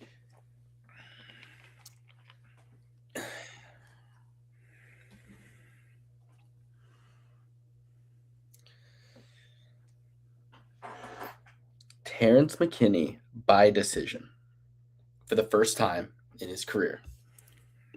Terrence McKinney by decision for the first time in his career. He weathers an early onslaught from Nelson. First round is utter chaos. They both survive. In the second round, never even went to a decision. I know. I fucking know. And this is going to be the first ever decision win for Terrence McKinney in his career. The odds are going to be 10-1. He's going to go in there. He's going to hurt Kyle Nelson, but not finish Kyle Nelson. Kyle Nelson's going to fight back enough to earn respect that Terrence McKinney kind of like, all right. And then Terrence McKinney and him are going to fight to a decision that involves Terrence McKinney utilizing some grappling, going for submissions, not getting them. Eventually just getting too tired to finish him, and Kyle Nelson getting too tired to do anything but defend. Terrence McKinney by decision. That is my pick. Okay. I like that pick. But I don't. Yeah, it's a bold pick, but just trust me on this one. Kyle Nelson, hard to finish. Terrence McKinney, never been to decision. But guys, that's hard. Like that's hard. You know what I mean? Like it's gonna happen eventually. And I think this is a time where it could happen for sure. Obviously there's a million ways I could be wrong here, like on both sides. Kyle Nelson could fucking knock Terrence McKinney out. Terrence McKinney could knock Kyle Nelson out. Terrence McKinney could submit Kyle Nelson. Kyle Nelson could crack Terrence McKinney and submit him. All of those are like more clearly happening. This is not going to be a fun fight to watch if you bet Terrence McKinney by decision, because it'll not be easy.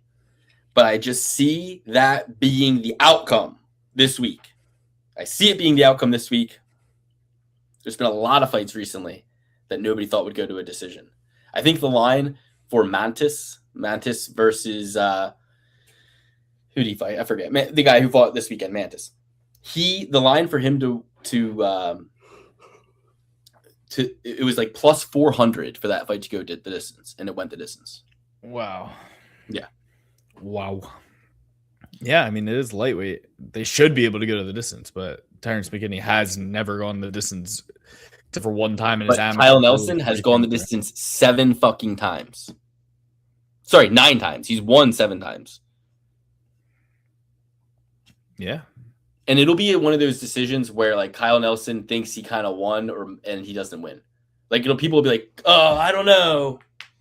But Terrence will like hurt him in the first and like hurt him in the third or the second, like a little bit, you know what I mean? Like, but it'll be he'll win one round clearly. One round Terrence will hurt him in a round that maybe he spent time like getting pushed against the cage, or like where he wasn't winning the whole round. You know what I mean? I don't know. I could be fucking crazy, guys. I feel crazy. after not picking Nathaniel Wood, after picking Sam Patterson, after picking Lerone Murphy, I feel like a fucking idiot, dude. But Alex, I didn't mention that Schaub was talking before this card about how like this card is better than the White House card or the Netflix card. Yeah. And then afterwards, like, well, that card sucked. And he just doesn't even address that, like, the whole time you were saying that, like, this is the For the hardcores? Yeah. And then it happens no differently than like nothing. It's not like it was like the Sam Patterson fight. Okay, one fight was kind of boring. Other than that, very boring. But other than that, it was like the card you would expect it to be. And he's like, that card sucks. Like, well, what'd you think was gonna happen? Why not bet the over then? Yeah, I mean, listen, because all right, if I sit here and tell you Terrence McKinney's gonna win by decision, and I bet the over for plus 250 or plus 300. But I could have had plus 20 to 1 Terrence McKinney to win by decision. I'm not going to feel good about the fact that I bet the over and played it safe and won. I'm going to be like, because in gambling, the way I see gambling is like, if your train is coming in, you better be getting on the train with all your bags because who knows when the next train's going to come in. Like, for me, Charles Oliveira as an underdog in his last fight against Max. I'm like, that's the train honking, baby. You know, like honk, honk. The train is here. It's plus money odds on a fight that I know he is going to win. Max has no shot in this fight. And I didn't get as much out of that as I wanted to. I didn't leave the night feeling like how I did when I won 3,600 parlaying Driscus Duplessis by knockout over Rob Whittaker at like 8 to 1 or something. Or when I won like 3,600 taking 13 to 1 Walter Volker to submit like one of the Tafa brothers. You know what I mean? Walter Volker, who was training in Dagestan by submission. I was way on Walter Walker by submission before any of these jabronis, okay? When it was 11 to 1, when it was 13 to 1, I was betting Walter Volker to win by submission because they were just serving him up. Kennedy and Chukwi, fucking Tafa, like all these serve up jobs where it's like this guy has no grappling and doesn't even try to get up when he's taken down. Like, so yeah. Those are the, Ilya Topuria by knockout when he's plus money, just grabbing these plus money things that just are so clear in your mind's eye. That's when you have to execute. You know what I mean? And $100 bet on Terrence McKinney at 14 to 1 to win by decision. If that hits in middle of the card, now we got $1,400 of ammo to hedge with. Hopefully at that point we still got parlays intact. So now it's like, I'm going to win 2,400 if this parlay wins, and I have 1,500 sitting in my account right now. I'm already up money. I can make it so that I can win no matter what from here on out.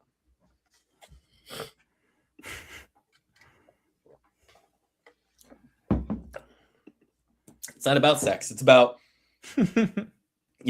how often are you right? You know what I mean? It's like, this is a hard sport to get right. And it's a hard sport to even feel confident about a bet.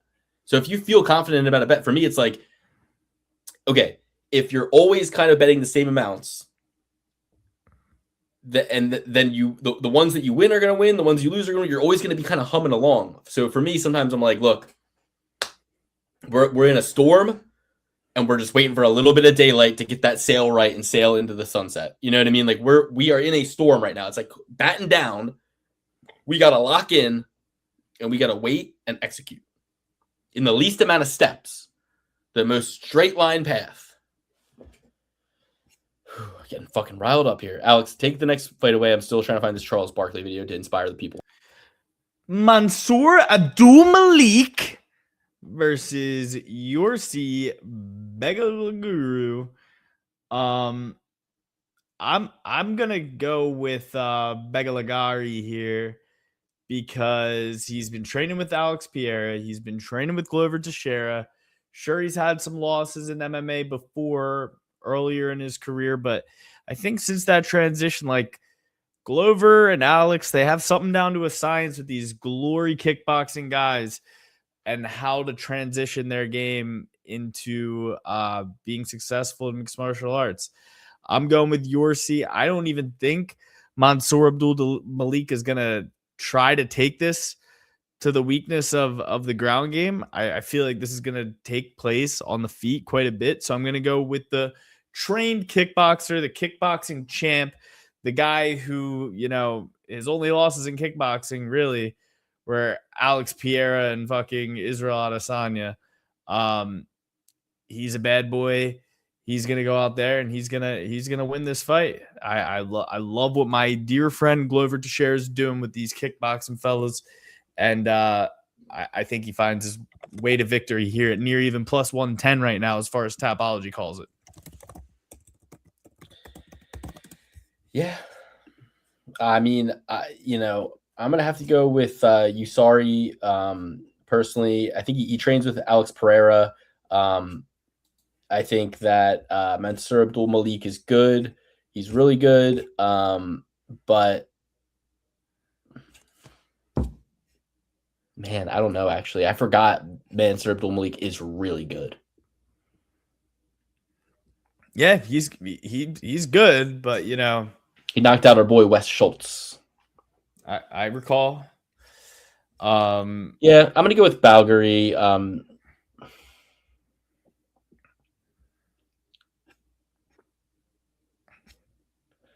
More of a fight I'm just interested in watching, to be honest. Line's close for a reason. It's like you never want to doubt a guy who's there working with Pereira like that. I think he poses more of the danger factor. Like, I think that he can knock out Malik.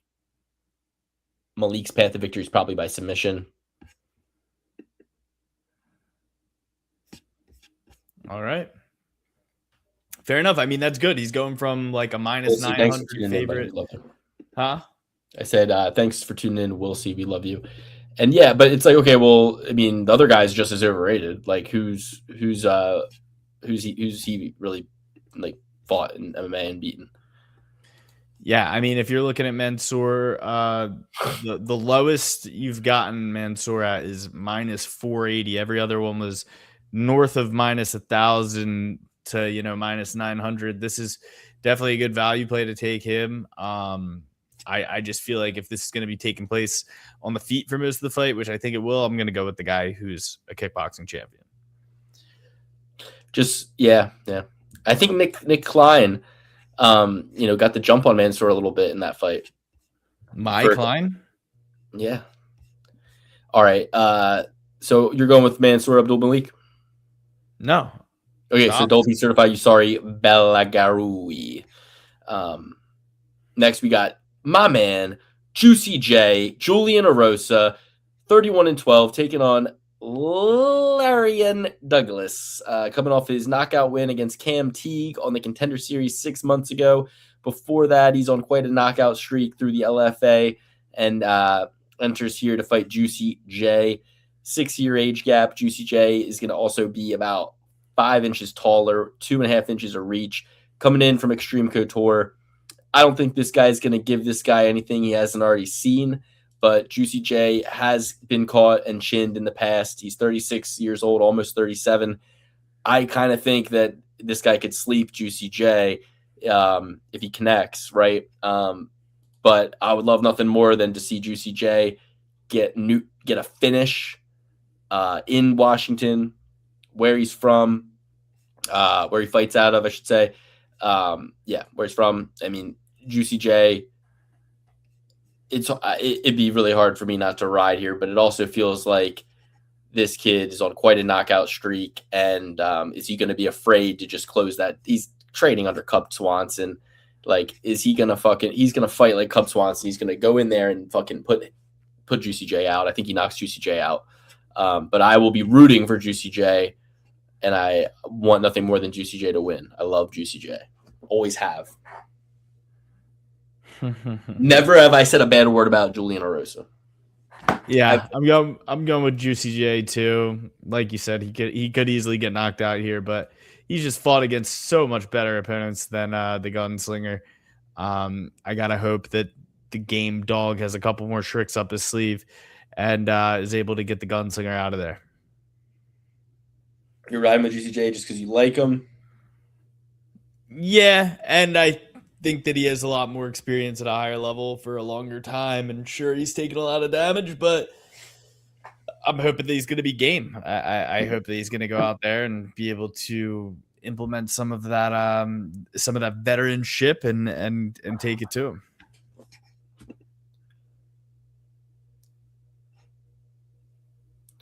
You say no to drugs. Juicy J can't.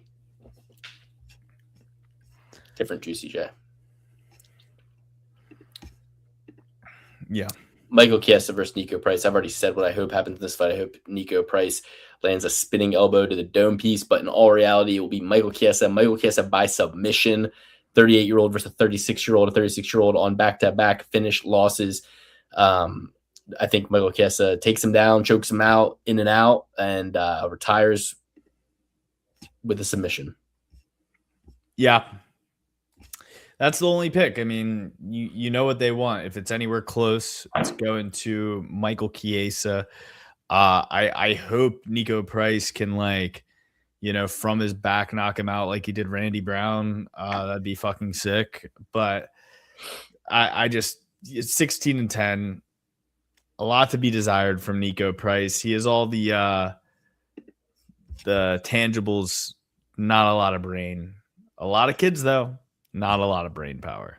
Give me Michael Chiesa.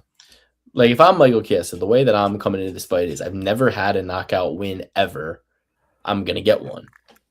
And I'm going to ground and pound Nico Price. But he's, he's just simply, he's checking this out. He's not gonna do it. Nico Price does have 2 submission losses in his career, 6 knockout losses, 10 losses in the UFC. But if Jacoby Smith can rear naked choke him in round 2, I think it'll be pretty easy for Michael Chiesa to choke him out. But will Michael Chiesa get a tear in his eye and be like, "This is my last fight. I want to enjoy every minute of it, so I'm not going to submit him. I want to get 15 minutes in here to remember every second of this." Could very easily. Next up, we got Macy Barber versus Alexa Grasso. I love Macy Barber. I'm taking Macy Barber here. She's 5 years younger. She's got us, all the measurables equal out. Ever since this girl lost to Valentina, it's Super Bowl hangover season. I'm going to go with Macy Barber generously at -140. I think she takes Grasso down. Grasso's going to try to pull fucking rubber guard or some shit, and she's going to get smothered, and Macy Barber's going to be on her ass every second of this fight. Give me Macy Barber. Macy Barber, dominant win. You'll never be worried about it for a second throughout the entirety of the fight. Generous odds. Yeah, it's because this is a rematch, and Alexa Grasso won the first one, and I reckon that I definitely had Macy Barber in the first one and got embarrassed and got absolutely embarrassed out here. I probably said Macy Barber, the future. Absolutely fucking humiliated. Exactly. And I know exactly. I probably said word for word exactly what Luke said right there, apart from the Valentina Shevchenko hangover part. I'm going with Alexa Grasso. Fool me once, a fool you can't fool me again. Going with Alexa Grasso. I want to see your feet. She'll show them to you. You don't need to bet her. Okay, so now we got the main event, everybody. It's the main event. Joe Pyfer taking on Izzy Adesanya. Izzy is coming off back-to-back losses. Got knocked out a year ago by Nasruddin Imavov. Got submitted a year and 7 months ago by Dricus Du Plessis. And Sean Strickland dominated him in their fight for the belt 6 months ago. Last win was 2 years and 11 months ago. Has not tasted a win in almost 3 years since he knocked out Alex Pereira. Good last win to have. Meanwhile, Joe Bodybags Pyfer lost a decision to Jack Hermanson, knocked out Marc-Andre Barriol, beat Kevin Gastelum by decision, submitted Abus Magomedov 5 months ago. He's going to be 7 years younger than Izzy. He's going to have a 5-inch reach disadvantage and a 2-inch height disadvantage. And this is going to be a really interesting fight. I had one take on it. I've had another take on it, and now my brain is kind of looking at these two takes. And as I speak to you now, I don't know who I'm going to really take. I'm waiting for Alex to kind of give me a little bit of a nod here, or somebody in the chat give me some opinions. But I have two takes, and they both weigh the same, and I'm kind of juggling them back and forth, and I'm going, which one will I pick? Because I don't know yet. Well, I'll tell you who I'm going to take. Yo, shout out 9 people watching. I need 9 likes in the chat. I need 9 people sounding off. I know Will C's here. I know Justin's here. I know Verhoofty Fluthin is here. But there's 6 of you out there who I don't know. Freed, I know you're here. I know I don't know the rest of you. I need to know. You need to check in, say hello, and especially on this fight, I want to know what the streets are thinking. What are the streets thinking?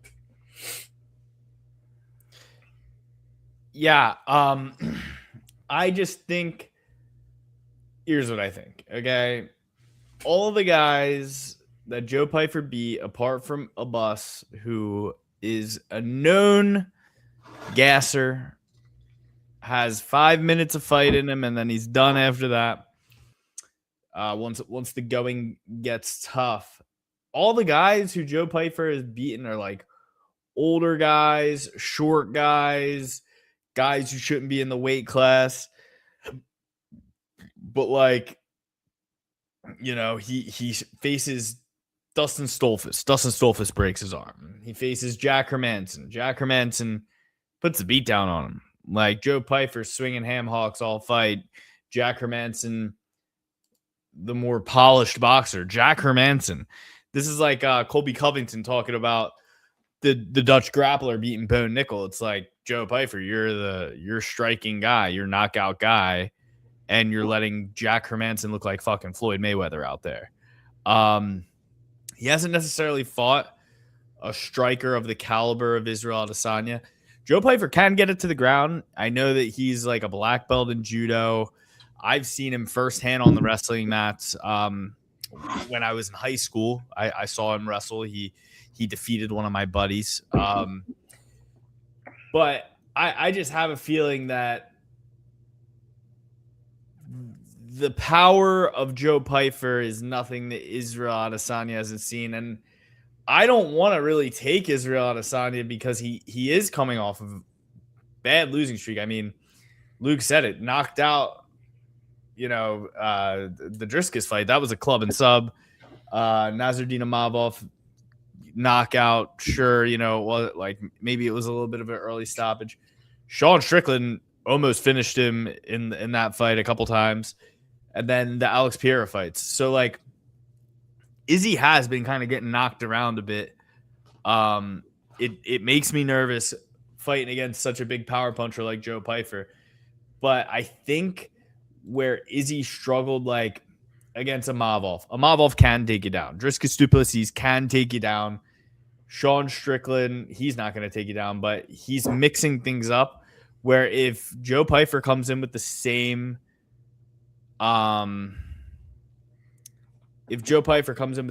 game plan that he implemented against like every other guy that he's fought, like, I mean, he gave Kevin Gastelum some moments in there, and Kevin Gastelum sucks. And I mean, sure, Izzy gave Kevin Gastelum some moments, but that was when Kevin Gastelum was in his prime, and that was for a belt. Now you got Torta Gastelum coming in there, and you're going all 3 rounds with him when he's 40 years old. I'm going with Izzy. I don't love the pick. I just feel like Joe Pyfer has something missing from his game that Izzy is going to be able to digest everything coming at him and get out of the way of it, and then pick Joe Pyfer apart at range. Like I said, a lot of the guys he's beaten are smaller than him, undersized for the weight class. Not necessarily the biggest threat on the feet, but now he's fighting against somebody who is a huge threat on the feet. And he made fucking Jack Hermanson look like Floyd Mayweather out there. It's a great fight. You got a powerhouse, blue collar, gritty guy in Joe Pyfer, who great jiu-jitsu. Is it blue collar to go to Turkey? He went to Turkey and got a hair transplant. Yeah, remember, and he got really offended when that reporter was like, "That ain't not blue collar." I'll tell you that much. But okay, what I just mean is like Joe Pyfer, street kid, street urchin, Izzy, had servants, like grew up with his parents being able to like encourage his creative ability and things like that. Two kind of opposite guys. And whoever gets their fight going is going to win. That's why both are valid choices. Like if Joe comes in there and fights him like Sean did, like in the sense that like gets in his face, backs him up, uses his power, isn't afraid of him, punches hard, he could knock Izzy out. He could also chin him up, punch him up, and then just dump his ass. Like get the body lock, dump him, pound, choke. You know what I mean?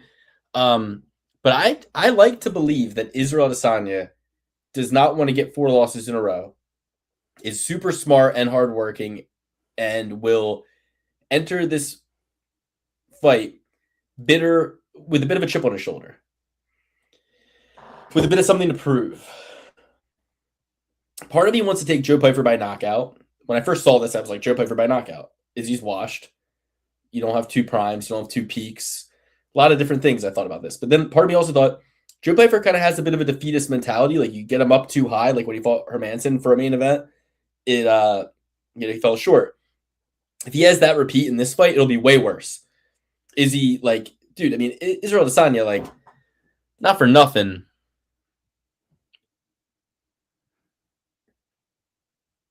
He's the more professional, polished striker for sure. Like the fight with Driscus, like, well, late fight finish. Fight with Strickland went to a decision. I think if Izzy goes out there, finds the rhythm, gets confident early, long night for Joe Pyfer. I'm gonna ride with Izzy. That's shocking to me. It's shocking to me. He's older, former champ. I've picked against him in his last 3 fights. I picked Sean Strickland at plus 500.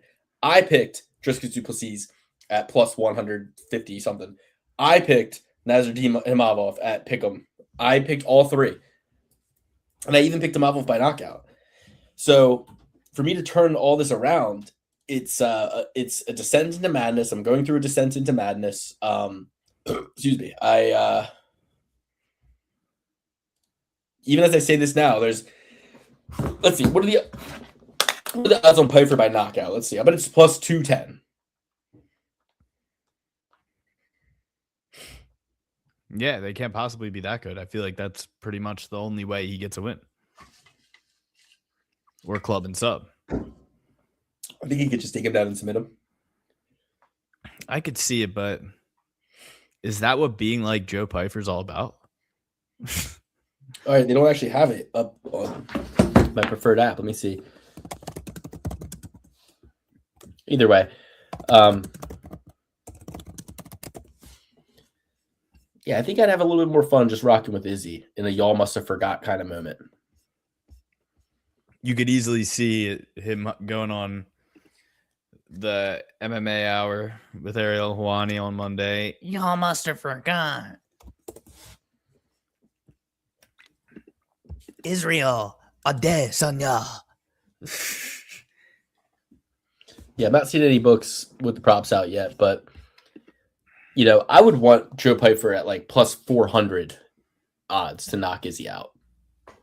You want to give plus 230 by submission, but give me plus 400 by knockout because that's no small feat if he's able to do that with ground and pound or whatever. But I think he could.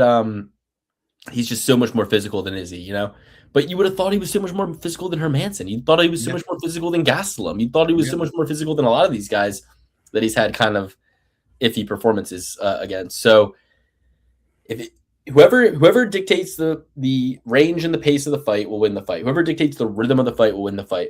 If Izzy comes out there and gets wins round 1, I think Izzy wins the whole fight. And God forbid Joe Pyfer breaks his hand or something in the cage. Exactly. If he breaks his hand, it's over for him. I see something like that happening. I see Joe Pyfer coming in hurt, or just there's going to be something that makes him more okay with losing, and something that makes Izzy need to win. It's like Joe Pyfer should be the hungry dog. Yeah. But oddly, we've kind of put Izzy in a position where he's he's the hungrier dog, and I'm gonna piss in the cage. Yeah, I need to see some interviews. If he's in Seattle getting complimented on his nails and his pearls, which he will be getting in Seattle, like the Seattle scene is real like that's a good scene for Izzy. Bad scene for Pyfer. Piper's gonna show up and he's gonna be like, oh man. My barista had pink hair. My barista. I say, let me get a large. She says, you mean a venti? I say, oh, what the hell is this? I say, hey, you got a Wawa? No, we don't have Wawa. It's Seattle. It's Starbucks. Had to pay $6.95 for this coffee this morning. Yeah, no. Brady was over here saying I should just shut up. I'm like, no, this is ridiculous. And how did Brady do against Marlon? You know what I mean? Like they're striking in that gym is not. You get a couple good knockouts against Gerald Mershark and the likes of those types of guys. And I don't even think he finished Gerald Mershark, did he? He did. Okay, he did. But it's like, you know, you punch Gerald Mershark's ticket, everybody thinks you got rock solid hands. Is he fought Yoel Romero? Is he fought Jared Cannonier? Is he fought a lot of guys with fucking power, you know? Mm-hmm. Pereira 4 times. Yeah. And the thing about Pyfer is he doesn't have the diversity of strikes to like do something like a Mavov or like Alex Piero or a Sean Strickland. Like you're pretty much looking for that overhand right, the hooks, and that's pretty much it. He's not wowing you with his kicks. He's not really throwing too much down the middle. He's kind of just like winging punches, all power shots, and that can go south pretty quickly. And Pyfer, over the span of 25 minutes against a guy like a crafty vet like Izzy, I just don't see him landing that punch on Israel Adesanya without the proper setups. Adesanya. Yeah, I mean, I'm seeing on best fight odds, I'm seeing that, well, I mean, at least on Tapology, he's a -140 favorite. If you go to best fight odds, it says you can get, you know, it's a pick'em. It opened as a pick'em, but closed with money coming in on Izzy. So you can get Pyfer some books, you know, at plus money, which is, you know, that's a spot I love. Like a main event, younger guy, slight underdog. Like that's a Lukey spot right there. A guy like Joe Pyfer, like that's a Lukey spot. This is a Lukey spot all day. But I guess maybe I'm just getting whipped too much. Like, if Patterson versus Michael Venom Page went a little bit differently, maybe I'd be thinking about this fight a little bit differently. But I'm kind of viewing Joe Pyfer as like a Sam Patterson to Michael Venom Page at a higher weight class. Like, kind of similar paths to victory. I thought Patterson could either blitz him and like kind of just catch him up against the cage, doing some Michael Venom Page shit, and just chin him with some basic stuff, like a Weidman Anderson Silva kind of thing. Or I thought he could take him down and submit him, and that's what I would think for Pyfer in this fight. So maybe I'm overcorrecting based on some fights that I thought were going to go, and not even just that fight, but I mean like. Some of the more like slicker moving guys have just, you know, come up well against the younger generation recently. Yeah.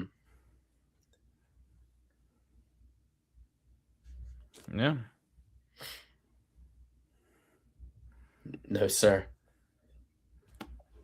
More of a cobbler man myself.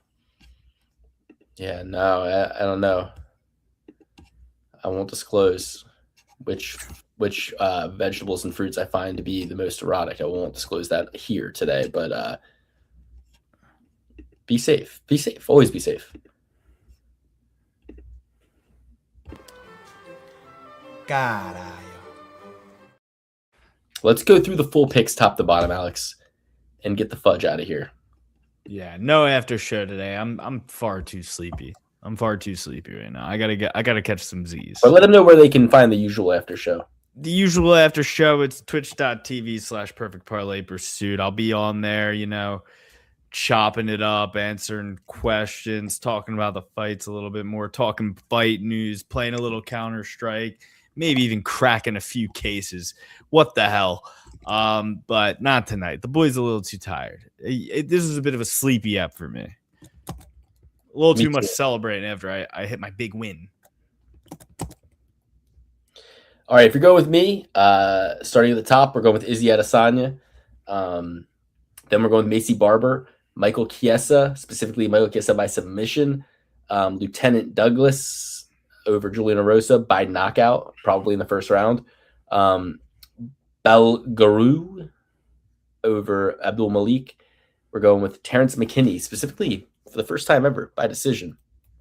Iggy Bahamundez, Lance Gibson Jr., Tyrell Fortune, Gabby Fernandez over Casey O'Neill, Navajo Sterling, Ricky Simone, and Bruna Brazil. The no bets, the ones that I'm not really loving, Bruna Brazil, Navajo Sterling.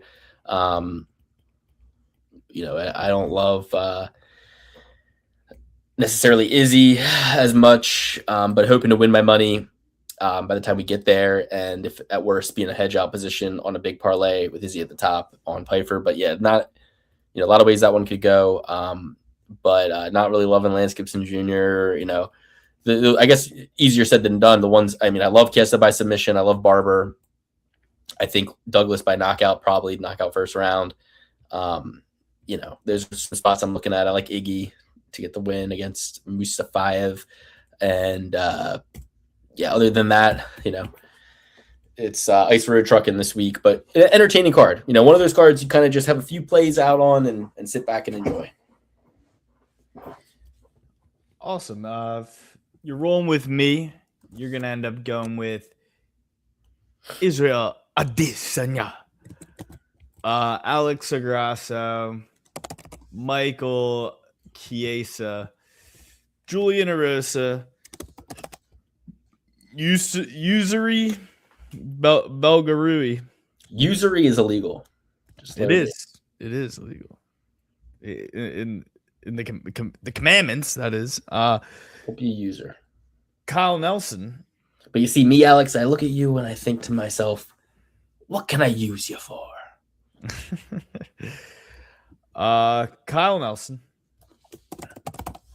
Ignacio Bahamundez. Chase Super.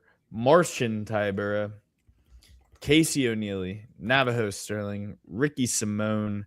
Alexa Terrianer. Dayanara. Sayonara, Duckers. Say sayonara to your parlays, taking Alexa Dayanara at minus 500 for nothing. Well, good thing it's the first fight of the night. I can read nothing plus nothing is nothing. All right. Well, you go with the Trophy Certified picks this week. Trophy Certified picks are going to be Israel Adesanya, Michael Chiesa, Usari Belgaru, Iggy Bahamundez, Navajo Sterling, and Ricky Simone. Thank you guys for watching the show. We really appreciate it. 7:30 Mondays at 7:30. We'll be here. Usually, Alex will be running an after show on Twitch. We'll get to Kick someday. I told him, I said, I want you on Kick. I don't want you on Twitch. He says, Luke, you got to get kicked off of Twitch to join Kick. And I said, well, them's the rules. Let me join the game. My bet on the odds. I don't hate Joe as a dog, man. Would love him to have the early wrestling KO upside. Simone and Izzy parlay. Yeah, I like the pro kickboxing parlay of Belgarina. Yeah, hey, it's all about finding your little spots here. I might start the night off with a little Fernandez, Fortune, LG, Lance Gibson Jr. Little 3-fight, bang, bang, bang. We'll see. Love you guys. Thanks for joining the show. We'll be here next Monday at 7:30. Next week's card. Let's see real quick. So we got to have a good one coming up soon. Don't say that about yourself. Okay, we got Moicano versus Duncan. Okay, so after this fight, we got a week-long break, which is fantastic. It's my wife's birthday weekend. Then we'll actually be in Las Vegas, Nevada for Yuri Prochazka versus Carlos Ulberg. Is that in Las Vegas? It is. Oh, where the fuck is it? Oh no, Miami. Sick. So yeah. Thank you for the show. Good luck this weekend, everybody. We love you, and we'll see you later. Peace.